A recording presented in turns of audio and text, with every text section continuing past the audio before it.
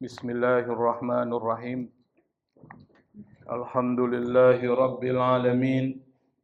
Allahumma salli wa sallim ala Sayyidina Muhammadin al-Fatihi lima ughliq wal khatimi lima sabaq.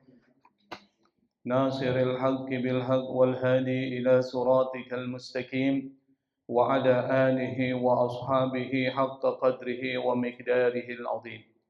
Subhanaka la ilma lana illa ma 'allamtana innaka antal alimul hakim wala haula wala quwwata illa billahil aliyyil azim. Rabbi israh li sadri wa yassir li amri wahlul 'uqdatam min lisani yafqahu qawli, amma ba'd. Ma'asyiral hadirin, jamaah yang dimuliakan oleh Allah Subhanahu wa taala.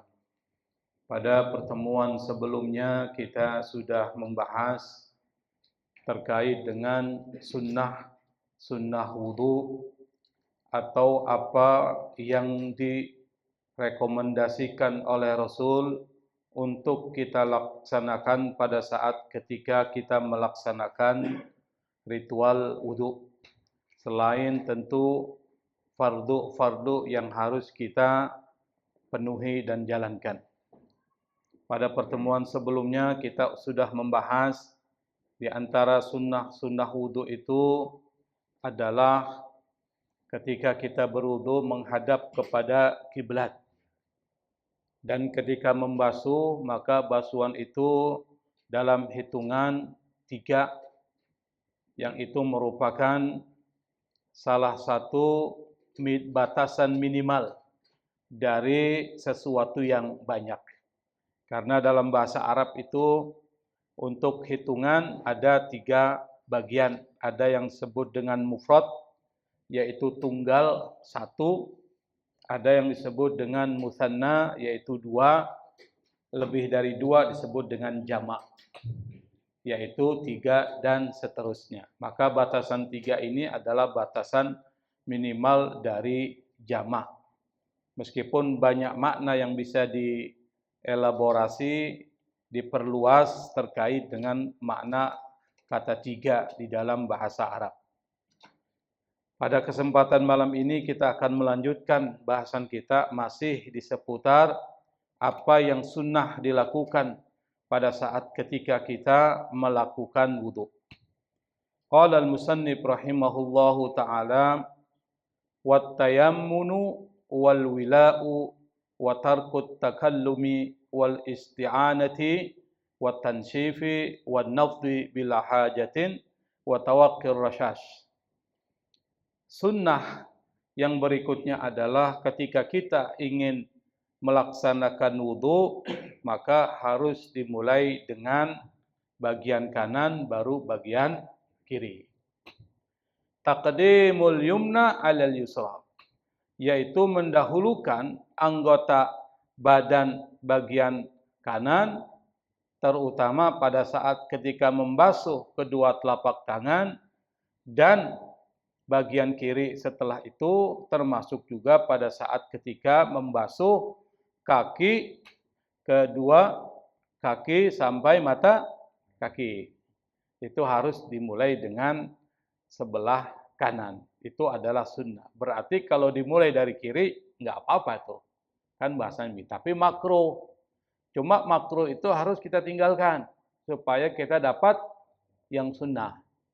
Kenapa sunnah itu penting? Karena kita perlu ada tambahan modal untuk pulang kepada Allah. Jangan cuma yang wajib saja. Bahasanya kita ada tabungan wajib nih.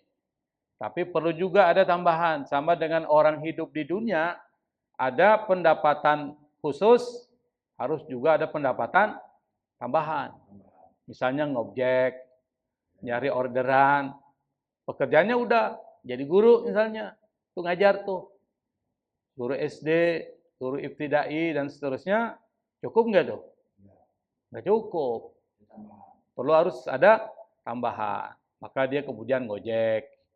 Lalu cari orderan, bikin kue, dan sebagainya. Itu bagian dari tambahan. Dan itu sunnah, penting. untuk kita laksanakan. Termasuk pada saat ketika kita membasuh kedua telapak tangan dan kedua kaki, maka disunnahkan mendahulukan bagian kanan daripada bagian kiri. Kenapa? Min babit takrim. Itu termasuk dari bagian pemuliaan. Kenapa harus kanan? Yang pertama, kalau kita pahami filosofinya, filosofi itu ya filsafat dari sesuatu yang kita kemukakan. Kenapa harus kanan? Yang pertama, ini sesuai dengan sunnatullah. Sesuai dengan apa yang menjadi aturan Allah Subhanahu wa taala, yang utama didahulukan, yang prioritas didahulukan. Misalnya kita sholat atau makan nih. Kita udah lapar nih. Mana duluan, Pak? Makan. Kenapa? Karena kalau kita lapar, sholat, ingat makan. Kita ingat makan tuh. Tetapi kalau seandainya kita dahulukan makan, itu memenuhi kewajiban perut kita. Tetapi makannya jangan terlalu lama, jangan santai, sehingga kemudian sholat bisa tertinggal. Jangan juga. Jadi yang utama diutamakan. Namanya prioritas. Yang kanan itu yang utama, maka diutamakan. Karena itu maka harus dimulai dengan bagian kanan. Misalnya apa? Anda kalau masuk ke masjid, kaki apa dulu yang didahulukan? Kanan. Kalau keluar, kaki kiri itu. Itu Islam tuh, hal-hal yang begitu aja dibahas tuh. Kemudian kalau mau makan, pakai apa? Tangan kanan. Kalau ada orang makan pakai tangan kiri, nggak boleh tuh. Dianggap nggak ada adabnya. Kecuali memang dia kanannya udah nggak bisa makan. Misalnya apa? Tangannya lumpuh, nggak bisa apa-apa. Stroke, tidak bergerak, boleh. Tetapi kalau selama itu masih normal, maka yang kanan didahulukan. Itu yang prioritas. Kedua, selaras dengan harmoni Allah dalam ciptaannya. Ada kanan, ada kiri. Ada laki-laki, ada perempuan berpasangan. Maka kalau dicari mana dalilnya terkait dengan persoalan mendahulukan tangan kanan daripada tangan kiri, atau mendahulukan yang kanan daripada yang kiri, Nabi pernah mengatakan, idza tawadda'tum fabda'u bima yaminikum. Kalau Anda berwudu, kata Nabi, maka mulailah dengan sebelah kanan. Begitu. Jadi kanan itu menjadi sesuatu yang prioritas. Nah, karena dia prioritas harus didahulukan, maka segala sesuatu dimulai dengan tangan kanan. Termasuk kalau Anda minum pakai tangan kanan. Kalau Anda makan pakai tangan kanan. Kalau mau cebok pakai tangan apa, Pak? Tangan kiri. Kaki kiri. Jadi sesuatu yang negatif kita mulai dengan yang kiri. Masuk WC kan negatif tuh. Dalam artian apa? Tempat di mana kita buang kotoran, atau disebut dengan toilet atau WC, itu tempat berkumpulnya jin. Karena itu maka kalau kita masuk ke WC ada doanya tuh. Apa doanya? A'udzubika minal khubuthi wal khaba'ith. Aku berlindung kepadamu ya Allah dari jin tuh. Jin laki-laki dan jin perempuan. Berarti apa? Jin itu mengganggu. Bisa jadi kita kalau misalnya di dalam WC kita dapat ilham tuh. Ya hati-hati Pak, jangan-jangan dari jin tuh lagi buang air besar sambil ngerokok. Biasanya kan gitu tuh. Kita sedot, yang disedot antara bau rokok dan bau tai itu sekali. Misalnya kan dapat inspirasi, wah dapat nih. Hati-hati Pak, itu boleh jadi bisa dari bisikan jin. Makanya kalau masuk WC ya minta perlindungan sama Allah. Masuk pakai kaki kiri, keluar kaki kanan, doa juga sama Allah Subhanahu wa taala. Itulah Islam. Semuanya selalu minta perlindungan kepada Allah Subhanahu wa taala. Itu yang pertama itu. Kenapa harus kanan? Yang kedua, sunnah dari melaksanakan wudu itu adalah wal wila'u. Apa itu wila? Wila itu artinya mualat. Berturut-turut, jangan ada terputus. Anda kalau basuh muka nih, habis basuh muka satu, langsung jalan. Makan dulu. Setelah habis makan, balik lagi. Yang kedua. Itu mualat nggak tuh? Itu nggak berturutan. Jadi harus berurutan. Itu termasuk sunnah. Kenapa? Karena kalau berurutan, itu wudu dilaksanakan sebagai rangkaian ibadah yang utuh. Tidak terputus. Ini menandakan bahwa dia siap menghadap Allah Subhanahu wa taala. Karena orang sholat, Pak, itu menghadap Allah. Berdialog dengan Allah kalau kita tahu isinya. Kita tahu bacaan-bacaannya itu. Anda kalau sholat, isinya apa sih? Apa isinya sholat itu? Itu pujian. Pujian kepada Allah dan doa kepada Allah. Minta sama Allah. Pujian. Dari awal kita sudah puji. Allahu Akbar. Tuh, puji Allah yang maha besar. Artinya apa? Selain Allah kecil. Kalau Allah udah panggil, yuk kita datang. Kalau Allah perintahkan, yuk kita laksanakan. Itu maksudnya.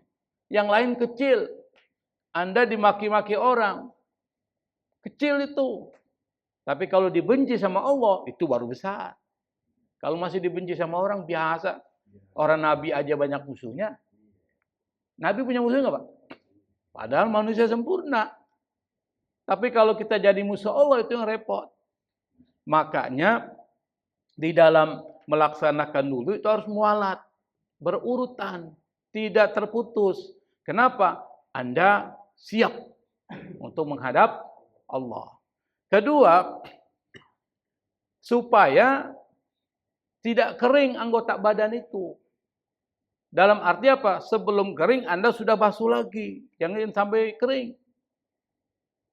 Kenapa? Karena ini penting untuk keabsahan dari wudhu kita. Dan yang ketiga, kenapa harus berturut-turut? Itu ingin memperlihatkan kepada kita bahwa kita konsentrasi dalam melaksanakan wudhu. Jadi wudhu bukan sembarangan itu. Itu bagian dari mempersiapkan diri menghadap Allah. Sama mempersiapkan diri hidup di dunia untuk menghadap Allah nanti kembali. Karena semuanya ini pasti akan kembali, Pak. Ada batasannya hidup nih. Apakah semua akan hidup sampai selamanya? Enggak, Pak. Nabi memprediksi batasannya baina sittin wa sab'in, antara 60 sampai 70 tahun tuh. Tinggal kita lihat diri kita, umur saya udah berapa ini? Berapa Pak umurnya, Pak? 75, Pak. Bahaya kalau jalan sendirian nih. Hah? Lahir 51, tapi masih sehat, Pak ya. Alhamdulillah. Masih segar. Saya pikir umurnya 27 tahun, Pak. Kebalik ya, 72 ya. Artinya apa? Kita harus mempersiapkan diri. Kalau udah umur begitu, udahlah. Banyak duduk di masjid, ikut majelis ilmu, baca Quran, baca zikir, tasbih, selawat. Mau kemana lagi, Pak? Makan udah berkurang, Pak ya? Dulu kita makan masih muda 2 piring. Hantem terus. Sekarang udah nggak terasa lagi tuh. Rasanya udah nggak lain. Kenapa? Rizki mulai ditarik, udah mulai mau habis. Karena kalau rezeki kita habis, berarti umur kita tinggal dikit lagi tuh. Makanya orang kalau sudah tua tuh makannya udah susah. Dikit-dikit tuh. Itu artinya apa? Rezeki Anda sudah mulai berkurang, habis tuh. Yang dulu makan rasanya kok manis. Sekarang makan rasanya pahit, asin. Apanya kita makan kayaknya nggak ada yang enak, Pak. Nah, itu makna dari al-wila, harus berurutan. Yang berikutnya adalah watarkut takallum. Kalau wudu itu jangan ngomong. Takallum itu ngomong. Takallama ya takallamu takallum. Orangnya mutakallim. Ngomong tuh. Jadi kalau wudu aja, jangan bicara sama temennya lagi wudu, dia wudu cerita tentang bisnis. Jangan, wudu aja fokus. Kenapa? Yang pertama, belajar khusyuk. Anda harus konsentrasi di dalam melaksanakan ibadah. Hati dan pikiran Anda fokus pada gerakan wudu dan maknanya. Karena apa yang Anda lakukan ini bagian dari pembersihan anggota badan Anda, yang itu anggota-anggota badan yang sering terekspos terhadap sesuatu. Misalnya tangan ini sering memegang yang kotor. Dan tangan ini sering melakukan yang buruk-buruk tuh. Itu bersihkan. Karena setiap tetesan dari air wudhu itu bisa membersihkan dosa-dosa kecil. Fokus. Kalau Anda fokus berarti jangan ngomong. Yang kedua, wudhu ini ibadah suci. Masa Anda ketika melaksanakan ibadah suci Anda main-main? Maksudnya seperti itu. Meskipun ngomong itu kategorinya makruh. Tetapi yang makruh itu dibenci. Kebalikannya yang harus kita laksanakan adalah yang disukai. Apa? Yaitu yang sunnah-sunnah. Termasuk manfaat dari meninggalkan bicara pada saat ketika wudhu itu adalah kalau ente ngomong pada saat wudhu ganggu orang lain. Ganggu nggak Pak? Ada orang wudhu 2 nih, ngobrol lagi 3. Yang ketiga terganggu nggak? Terganggu. Maka prinsipnya hidup jangan ganggu orang lain. Kalau ada orang lain punya masalah, nggak usah ikut campur urusan mereka. Biar mereka urus sendiri keluarganya. Jangan ikut campur. Kecuali diminta untuk memediasi, boleh. Tapi kalau ikut campur, janganlah. Nah, itu sunnah yang ketiga dari yang kita sebutkan tadi. Watarkut takallum. Meninggalkan bicara atau ngomong pada saat ketika melaksanakan wudhu. Yang berikutnya adalah watarkul isti'anah. Kalau Anda wudhu, Anda jangan minta tolong sama orang supaya anggota badan Anda digosokin sama dia. Digosokin sama dia, Pak. Itu dianggap sesuatu yang makruh.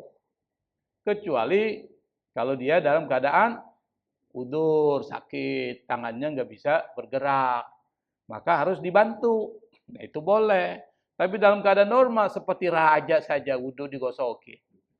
Wudhu digosokin, Pak. Mukanya digosokin, ini digosokin. Boleh nggak? Hukumnya makruh. Meninggalkan itu masuk kategori sunnah. Kenapa tidak atau dimakruhkan meminta tolong untuk membasuh anggota badan kita pada saat melaksanakan wudhu? Karena wudhu ini ibadah personal, Pak. Bukan ibadah sosial. Kalau ibadah sosial lain ceritanya. Ini ibadah personal terkait dengan diri kita. Dan ini adalah ibadah fisik yang harus dilakukan oleh diri kita sendiri. Sama dengan sholat. Maka meminta orang lain untuk membasuh itu bisa menghilangkan unsur dari kesucian wudhu ini. Itu hikmahnya. Yang berikutnya yang termasuk kategori sunnah adalah watarkut tansyif. Kalau Anda habis selesai wudhu, jangan digosok tuh wudhunya dengan anduk. Atau dengan lap. Biarin dia basah. Kenapa? Air wudhu berkah. Karena dia berkah, biarkan air wudhu itu mengering sendiri. Jangan digosok, dibasuh, dilap dengan anduk atau dengan kain yang lain. Yang kedua, ada yang mengatakan bahwa membiarkan air nempel pada kulit kita itu bisa membuat sejuk, Pak, enak. Kalau masih ada air nih kena wudhu, itu kan sejuk tuh. Karena AC, enak gak tuh? Sejuk tuh. Dan itu bermanfaat buat pori-pori itu. Makanya jangan dilap. Atau jangan dipakaikan handuk tuh. Melap dengan handuk atau dengan kain. Yang berikutnya adalah watarkun nafdi. Tapi yang tadi ini Pak, kalau orang itu punya penyakit ya, dan harus dilap, maka itu nggak ada masalah. Ini yang normal. Kita bicara yang normal. Kalau yang lagi udur, itu lain. Misalnya apa? Dia punya sakit parah atau sakit fisiknya atau mungkin yang lainnya. Kalau itu tidak dikeringkan bisa mengganggu dirinya. Maka yang begitu ya langsung aja dilap atau dipakaikan handuk supaya kering. Yang berikutnya adalah wan nafdi, sama itu. Dikibas-kibas airnya. Habis wudhu nih kan ada air nih di tangan. Tuh, dikibas-kibas tuh. Itu jangan tuh. Itu dianggap makruh. Atau begini nih, habis wudhu, Kan gitu kan? Ada nggak begitu Pak? Habis wudhu nih mukanya delap atau dikasih air, gitu-gituin. Jangan. Itu namanya dikibas-kibaskan airnya supaya jatuh. Kecuali jika ada keperluan atau ada udzur, itu lain ceritanya.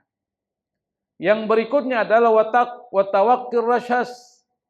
Artinya disunnahkan Anda jangan menggunakan ceret yang airnya mengalir kecil. Kalau gayung boleh, ceret tuh yang kecil tuh airnya tuh. Itu kan ada teko tuh. Kalau ngalir kan kecil tuh. Kalau gayung boleh, kayak gayung tuh airnya bisa merata. Kenapa? Karena menuang air langsung dengan menggunakan ceret itu bisa kulit tidak dipastikan akan terkena semua. Tetapi kalau pakai gayung, misalnya itu boleh. Atau pakai keran, kan keran itu kan bagus airnya mengalir dan seterusnya. Itu yang, tapi zaman sekarang jarang orang pakai ceret kan. Meskipun makruh aja, tapi jarang.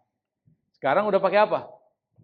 Keran. Dan ada juga di tempat lain kerannya kadang-kadang berhenti sendiri tuh. Kalau kita kasih ini tangan, keluar. Pernah begitu Pak? Di hotel-hotel tuh, wastafel ada tempat juga supaya menghemat air. Jadi kalau kita ginikan tangan kita baru keluar tuh airnya. Tapi kalau enggak itu diberhenti sendiri. Itu bisa menghemat air tuh. Nah, itu teknologi ya. Yang kedua, kenapa tidak itu bisa pemborosan air. Makanya di dalam Islam jangan memboroskan air. Kalau wudhu jangan terlalu berlebihan. Kalau mau wudhu paling banyak 3 kali. 4 itu dianggap pemborosan tuh. Kenapa? Karena air susah. Air jangan diboroskan. Itu prinsip Islam. Jangan ada pemborosan. Termasuk juga pakai listrik. Tuh. Kalau udah nggak dipakai, matiin. Jangan dibiarkan. Kenapa? Saya kan mampu bayar. Saya punya duit. Ini bukan soal duit. Ini soal energi. Kalau ini dipakai, itu bisa mengurangi energi yang disiapkan. Maksudnya gitu. Sama dengan air, saya kan punya uang, bisa menarik air itu saya bayar upah. Bukan soal itu. Cadangan air itu enggak seperti yang kita bayangkan. Sekarang aja Jakarta itu sudah mulai turun, Pak. Jakarta ini mulai turun dibandingkan dengan permukaan laut itu lebih tinggi permukaan laut tuh, Pak. Turun. Kenapa? Karena air itu terkuras oleh hotel-hotel besar itu. Sehingga kalau air berkurang, Pak, ini tanah turun enggak? Turun tuh. Jakarta mau tenggelam dikit lagi, Pak. Coba cepatlah nyari rumah di Bogor, di Jonggol, di Parung. Jakarta mau tenggelam nih. Apalagi wilayah Kemanggisan dikit lagi, Pak. Atau daerah yang Tanjung Priok tuh. Hati-hati juga tuh. Itu menurut sains ya. Ada yang mengatakan demikian. Oke, berikutnya. Ini masih banyak nih. Yang berikutnya adalah wasyurbu min fadli wudu'ihi. Ini yang jarang nih. Apa? Minum bekas sisa air wudu. Minum air yang tersisa setelah dijadikan wudu. Ada yang begitu, Pak? Siapa? Bukan sisa wudu. Itu ke kumur nggak punya duit mau beli air aqua, air wudu diminum. Nih. Maksudnya bekas air wudu diminum. Nggak ada ya, jarang ya. Jarang tuh. Nah, di dalam fikih Islam itu disebutkan wasyurbu min fadli wudu'ihi. Minum dari sisa air wudu. Kenapa? Hikmahnya adalah air wudu dibarokah. Maka ketika kita minum air yang telah digunakan untuk berwudu itu bisa memberikan keberkahan. Sama dengan seorang ulama yang soleh. Habis minum, sisa air minumnya kita minum tuh. Ada yang begitu. Kenapa? Karena ulama itu berkah. Maka sesuatu yang ditinggalkan bisa berkah. Maka orang berebutan tuh. Mau minum air berkah. Sama dengan Nabi tuh. Orang kalau dekat dengan Nabi mau cari barakah dari Rasulullah karena orang baik. Nah, karena air wudhu ini adalah air dari sesuatu yang suci, maka itu dianggap bisa memberikan keberkahan. Meminum dari air tersebut bagian dari tabarruk, nyari berkah. Kenapa? Karena Rasulullah sendiri pernah meminum air wudhu dari Ummu Hani radhiyallahu anha. Itu hadis Imam Bukhari. Tapi ini yang jarang kita lihat sekarang. Pernah lihat nggak Pak? Hampir nggak pernah. Saya hampir nggak pernah lihat. Saya juga nggak pernah minum juga kan. Hah? Kasih ember. Tapi kan agak sedikit ini juga kita kan, kotor nih, habis bisa wudhu, apalagi banyak apa daki-daki kita, Pak. Ini kan daki nih, atau keringat keluar tuh, masuk ke ember, lalu kita meminum. Kita mikir 2 kali juga itu. Bisa dimasak. Oh, dimasak lain, masuk dimasak air wudhu. Yang berikutnya yang termasuk kategori sunnah dalam fikih madzhab Syafi'i adalah wal ijtihadu fi isbagil wudhu. Apa? Dalam wudhu itu harus sungguh-sungguh, gak main-main. Maksudnya apa? Semua aturan itu dipenuhi. Dari yang fardu sama dengan yang sunnah. Itu benar-benar dipenuhi sungguh-sungguh. Bukan main-main. Kalau orang main-main kan ke kumurnya main-main. Masukkan air hidung seperti orang ngupil gini nih. Gitu Pak. Padahal kan sedot. Keluarin lagi. Ini kan kita seperti orang ngupil. Ambil air. Gitu kan? Nah itu yang dianggap enggak ijtihad fi isbagil wudu, bersungguh-sungguh dalam menyempurnakan wudu. Kenapa? Supaya ibadah itu terjamin kesahihannya atau kesahannya. Kenapa? Karena ibadah itu harus ikuti aturannya. Enggak boleh Anda main-main. Yang kedua, bisa meningkatkan kehusuan dan keberkahan. Kenapa? Karena Rasulullah Shallallahu Alaihi Wasallam pernah ngingatin kita nih, dia bilang, qala Rasulullah Shallallahu Alaihi Wasallam, la yusbigu abdun al wudu'a illa ghufira lahu ma taqaddama min dzambihi wa ma ta'akhkhar. Seorang hamba jika dia menyempurnakan wudunya, maka dosa-dosanya yang dulu pernah dia lakukan dan yang akan terjadi itu akan diampuni oleh Allah. Maksudnya dosa-dosa kecil. Tapi kalau dosa besar ya enggak. Itu harus dihapus dengan apa? Taubat. Taubat itu nanti ada pembahasan tersendiri. Yang berikutnya adalah terkait dengan persoalan sunnah wudu itu apa? Warasu ma'in baina idarihi ba'dahu kabu'distinja'in. Kata penulis kitab ini Syekh Zainuddin Al-Malibari yang termasuk kategori sunnah wudu itu adalah rasyuma'in, memercikan air. Kemana? Baina izarihi, di antara kedua sarung ini, antara sarungnya nih, sarung kan pakai ini, dipercikan air tuh. Setelah dipercikan air di antara baina izari, di antara sarungnya ba'dau, setelah wudu, seperti apa? Kabu'distinja'in, seperti orang yang, atau kaba'distinja'in, seperti orang yang istinja. Gimana maksudnya? Maksudnya ini, ente kalau udah selesai wudu ini ambil air satu apa nih?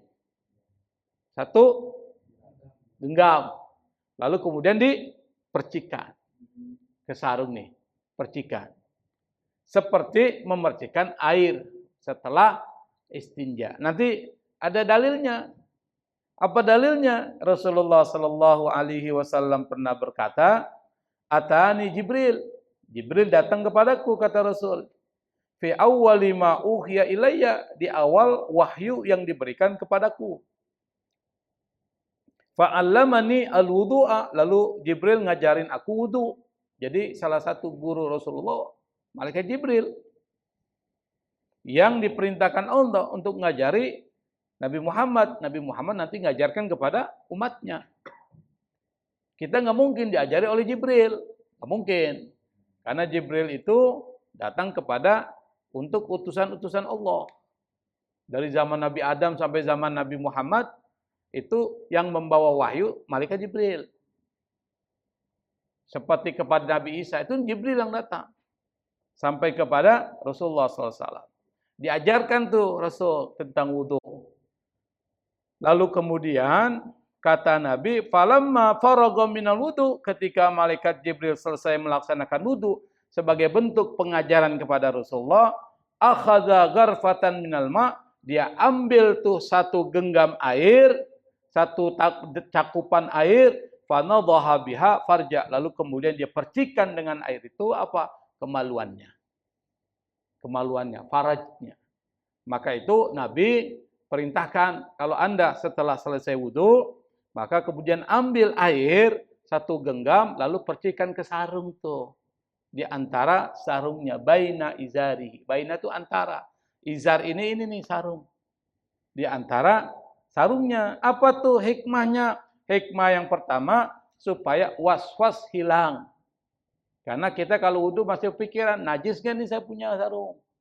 Najis nggak nih saya punya, dan seterusnya. Pikirannya itu was-was tuh. Maka salah satu solusi yang diberikan oleh Rasulullah supaya keraguan itu hilang, maka cipratkan aja dengan niat supaya najis itu bisa hilang dengan cipratan itu. Maksudnya seperti itu, karena kita nggak tahu itu.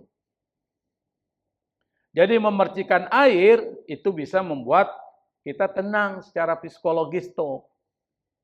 Dan bisikan setan yang selalu bisikin, ente nggak sah tuh wudunya, ente nggak sah tuh was-was. Sama dengan orang sholat mau angkat tangan tuh takbir, nggak jadi-jadi. Allahu Akbar. Allahu Akbar, nggak jadi-jadi. Pas sampai imam udah ruku, masih Allahu Akbar aja. Kalau yang repot, kalau imam sudah mau Assalamualaikum warahmatullahi wabarakatuh, masih Allah, Allah. Akhirnya apa? Ya nggak selesai-selesai itu jamaahnya. Makanya jangan ada was-was. Kalau Anda sholat takbir, langsung aja Allahu Akbar. Ingat Allah. Pada saat takbir itu dianggap al-khusyu tingkat minimal. Khusyuknya tingkat minimal. Setelah itu yang diingat macam-macam di situ sholatnya. Tapi ketika kita ingat Allah pada saat Allahu Akbar, nanti kita akan ajarkan Pak bagaimana sholat menurut mazhab Syafi'i. Kita belum sampai nih. Masih wudu dikit-dikit. Ini udah pertemuan ke-33. Kita masih bahas tentang wudu, meskipun sederhana tapi penting. Karena mungkin kita dulu belum pernah belajar nih, sekarang baru ngerti tuh. Ini penting. Yang kedua, supaya tidak kita mengulang wudu tuh.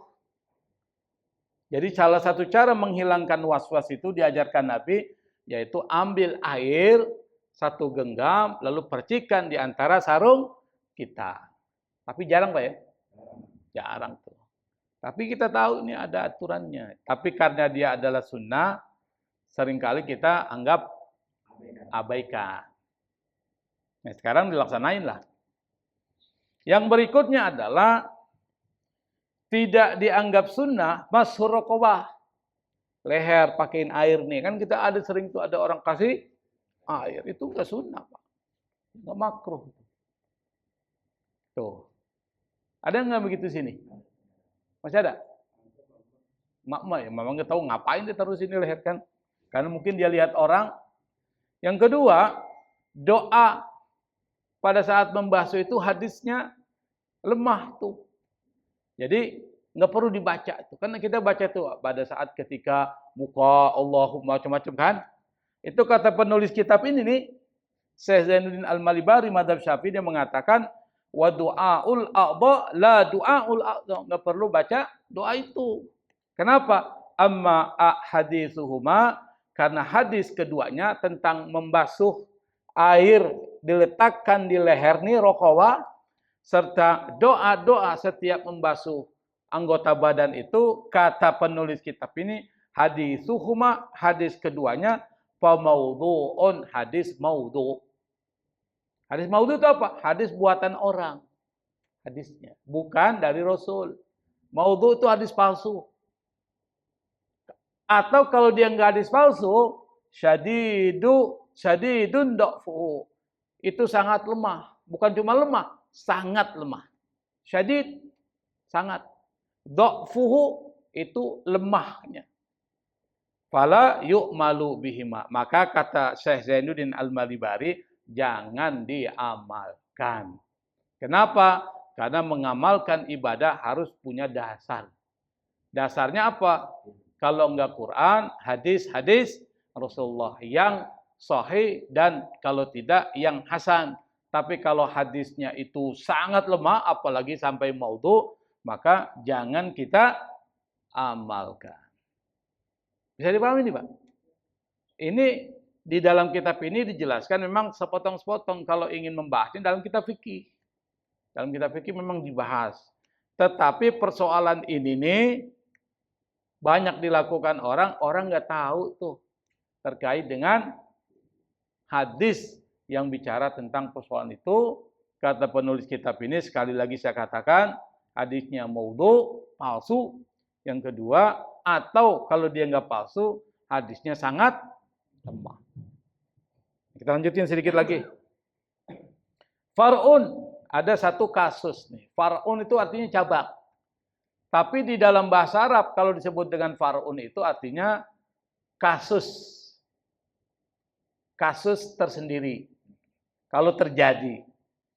Mata yuktasaru 'alal wajibi hatman. Kapan dibatasi untuk membasuh yang wajib aja? Kita kan tadi ada sunnahnya nih. Bagaimana kalau saya wuduknya itu yang wajib aja tuh. 4 anggota badan ditambah dengan niat dan tertib. Yang merupakan rukun. Kapan tuh bisa dilaksanakan? Kata penulis kitab ini, yuqtasaru hatman 'alal wajib, dibatasi kepada yang wajib aja secara mutlak kalau misalnya saya mau wuduk nih, saya mau yang wajib aja. Kapan tuh? Di sini sebutkan lidiki waqtin an idraki salati kulliha fihi. Diki waqtin, dik sempit, waktin waktu. Kalau waktunya sempit, sempit apa? Mau sholat dikit lagi, mau asar. Anda belum sholat asar, belum sholat zuhur tuh. Kalau wudunya kelamaan bisa datang waktu asar. Ada jadi nggak sholat zuhur. Itu namanya waktunya sempit. Jangan dilamain tuh. Langsung aja yang wajib tuh, maksudnya gitu. Ya kan bisa aja kita enak ketiduran nih Pak. Habis zuhur, jam 11 kita tertidur nih karena capek banget ya habis kerja nih, kerja bangunan apalagi kan. Capek nih tidur. Tiba-tiba bangun jam 3. Asar jam berapa? 3.20. Kita bangun jam 3:15. Atau jam 3:10. Kira-kira berapa menit lagi tuh asar? 10 menit tuh. Kita baru bangun tidur, 10 menit lagi asar, dan zuhur belum dilaksanain. Apa yang kita lakukan? Bangun langsung ambil wudhu tuh. Karena kalau ambil wudhunya agak lama, itu bisa masuk waktu asar. Maka percepat tuh tadi.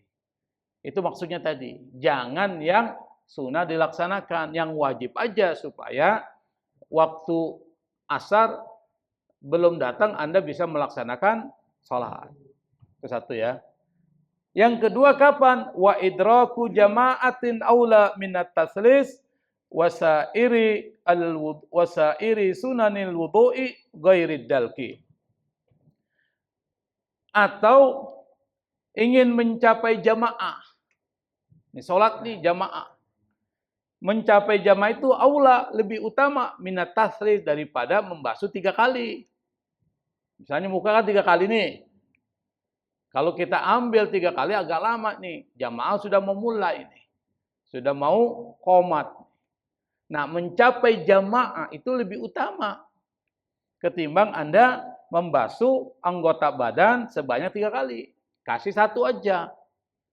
Wasairi sunan wudu, termasuk sunan-sunan wudu yang lain ditinggalin aja. Supaya bisa mencapai jamaah. Yang kita laksanakan yang wajib aja. Apa tuh? Muka sekali.